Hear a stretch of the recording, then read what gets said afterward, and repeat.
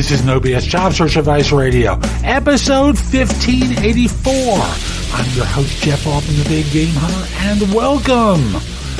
Today is Saturday. I want to go off and play a little bit, and today's show is one where I answer the question that someone asks.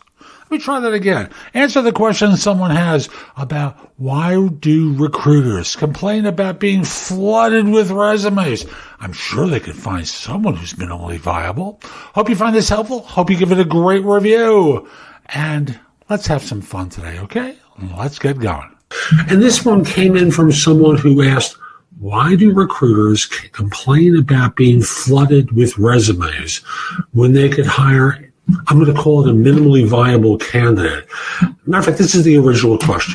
Why do recruiters complain about resume flooding when they may as well pick a random candidate with the minimum qualifications and be done with it? Why do they instead perform long and drawn-out interview processes? Now, when I was going to answer this question originally, I started to think about when people buy computers. Computers obviously, there's always a minimally viable computer that can do the basics of what you want, but that isn't what we buy. And I thought about it for a second, and I thought of a better analogy. And it's an extending one that I've used before. Now, I normally talk about interviewing as being like going on a blind date, but I'm now going to use this for answering this question. So why do they not just hire the minimally viable person? Well, why don't you just hire the minimally viable husband or wife? Well, there's more to the job than just being, wink, wink, minimally viable. There's more to the relationship than just simply can they do the job. There seems to be the desire to go past that point. And once you've gotten the basics done, there's always secondary qualities. And firms start comparing who has what secondary quality that they might be able to use down the road, who they like a little bit more, what firms they know someone from that they can back channel and check on. There's a whole host of different things beyond simply hiring the minimally viable candidate. Now, I want to be clear. I've complained about firms hiring for fit for years. I don't believe they're capable of doing that. But I do believe they're able to figure out who they're willing to put into a meeting situation and present for a group. I believe that they're certainly capable of deciding whether or not this individual is someone who has an upside in their organization, is management material in a couple of years, and a whole host of secondary and tertiary qualities that make perfect sense for a firm to evaluate for. So yes, if a firm gets desperate, they can go for minimally viable, but they'd certainly prefer to get more than their money's worth. Just like you, when you're buying a car, you don't just settle for, it's got four wheels, it goes forward, it goes backward, that's good enough. It's a car. You could buy a small, crappy, beat-up car, but most people don't. They go for something more. The same thing is true here. So the other part of this is flooded with resumes.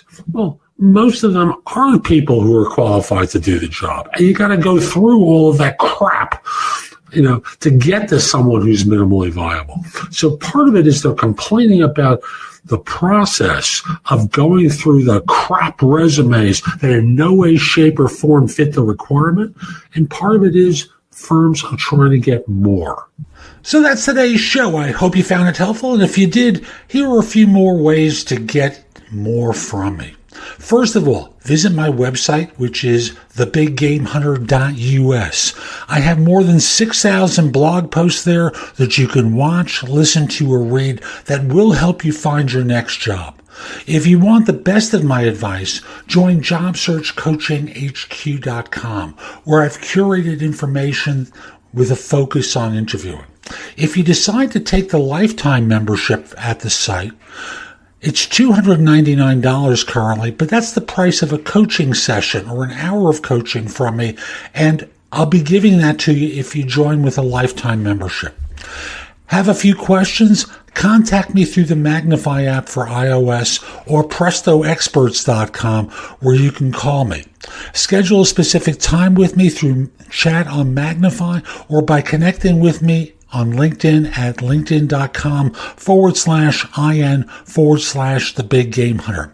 Once we're connected on LinkedIn, you can message me about coaching you, scheduling a time for Magnify or Presto Experts, speak with me about a resume or LinkedIn profile critique, help you with a salary negotiation or my trusted advisor services, and much, much more.